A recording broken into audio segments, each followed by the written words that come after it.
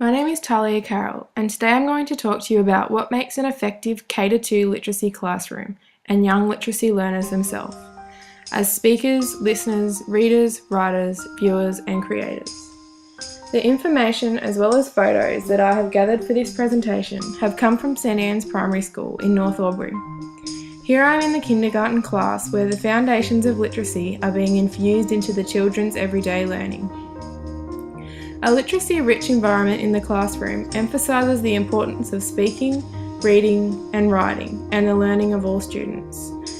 This involves the selection of materials that will facilitate language and literacy opportunities, reflection and thought regarding classroom design, and intentional instruction and facilitation by teachers and staff.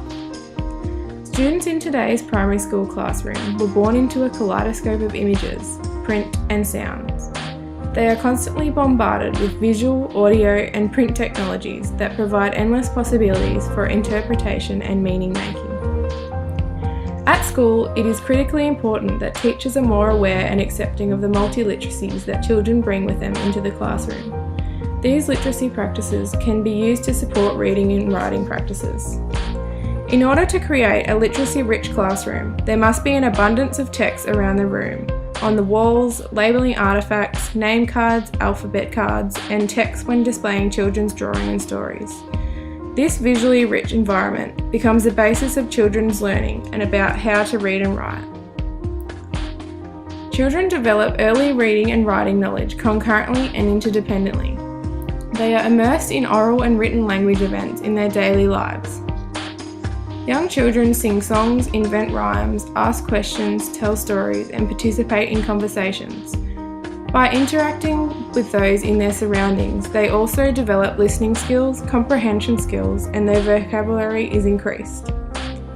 Teachers make conscious decisions about how they will deliver specific content in the classroom. They all bring their understanding and beliefs about literacy that influence their decision making in the classroom on a daily basis. Singing songs and rhymes is important in the early years to learn the sounds of specific letters and to learn different writing styles. Each child should also be involved in classroom conversation as often as possible.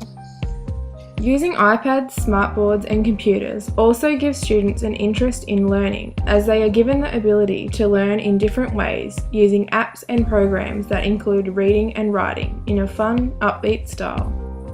As Langer states, a rich literacy environment is the first step to developing literate thinkers that shape the decisions of tomorrow. Reading to students is so important in the younger years. It is important to model good reading, demonstrate what readers do, ask questions, and promote a love of reading within the class. The more young children are read to, the greater their interest in mastering reading. Reading out loud exposes children to proper grammar and phrasing. It enhances the development of their spoken language skills and their ability to express themselves verbally. A class library is a great resource in the classroom. Having varied text enables all readers to successfully engage with at least one of the topics included in their class content or personal preferences. Through modelled reading and writing, students benefit from highly visible demonstrations shown by the teacher, explaining the textual features such as letters and word parts, as well as purpose of writing, text structures, language features, and vocabulary. This is usually done in a small group to meet the varying needs of all students. Children enter kindergarten with approximately 5,000 words in their working vocabulary. They continue acquiring words at a rate of about 3,000 to 4,000 each year during their elementary years, adding up to around 36,000 words by the time they finish high school.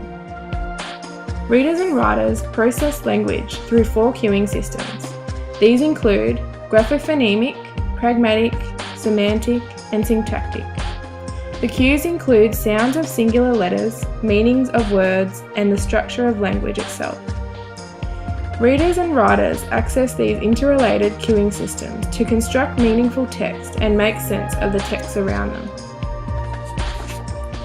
In order to develop literate readers and writers, teachers need to plan in detail what they are going to teach and how they are going to teach and assess these skills, ensuring that the needs of each and every child are met. This is crucial for an effective literacy classroom. It is also important that teachers consider all language modes: speaking, listening, reading, viewing, and creating. Teachers should also get to know each student and their families. It is important for them to understand the background, socioeconomic status, culture, geographic location, special needs, and other factors that may interfere with a child's learning. Once they are aware of these factors, specific programs can be developed and children can receive the extra help they need. Young literacy learners themselves. Moss says, children growing up in the 21st century understand the fluidity of images, words, logos, and icons. They attend to not only the print on a page, but also the typographical design of a page in print or on a screen. They pay attention to layout, captions, and the visual representation of information. As Lotherington states, children quickly learn to identify important icons such as McDonald's, Nike, and their favourite cartoon characters. Children are immersed with print all around them. They live and operate in a world where language is not the only form of communication. Images, graphics, sounds, and the non-linear nature of such text are also significant. When individuals interact with each other, they build upon their words.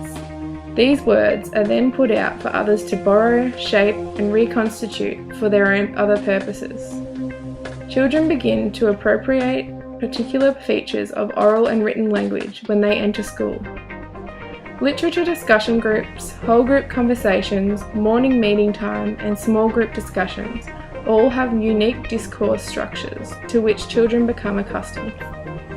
Young children acquire language through significant others by interaction in their immediate environment. Through responding to sounds, sentences, and experiences expressed by their parents, family, and especially their teachers. They begin by absorbing, listening, and then imitating and practicing. Their responses are reinforced by these significant others and make patterns. They begin to emerge as they try hard to make sense of what is happening around them. Gradually, children learn to reproduce sounds and words and establish an understanding of how language works, as well as the structure and grammatical sense of putting these sounds and words together. Psychologist and linguist Chomsky looked at language from a biological standpoint. His claim is that humans are biologically born to speak and pre-wired for language, as this can help them get what they want or need. They acquire language from those around them, listening to each and everything going on in their presence. A simple example of children's developing literacy comes from their drawings. A small mark on the paper to you may seem to be nothing. However, if you ask them, they may have a complete explanation about what it is. They know what they mean, however don't have the ability to produce a sentence to explain what they mean. In this example, we see an image of what looks to be a dinner table. In the bottom left-hand side, the words tea, mum, and cook are visible.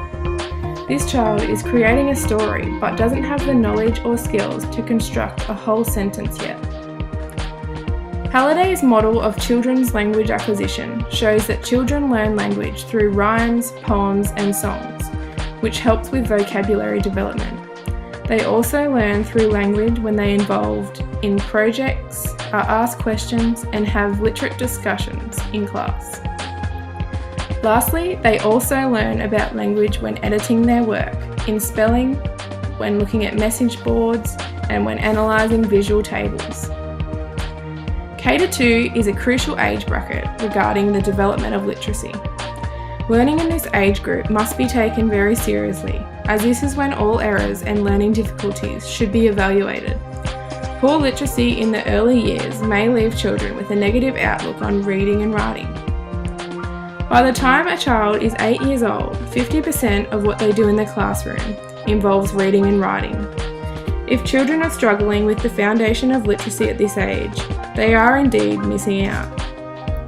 Reading and writing is a reciprocal process. Students learn how to read through writing and how to write through reading. Thus, it is so important to immerse students with a wide variety of literature from a young age.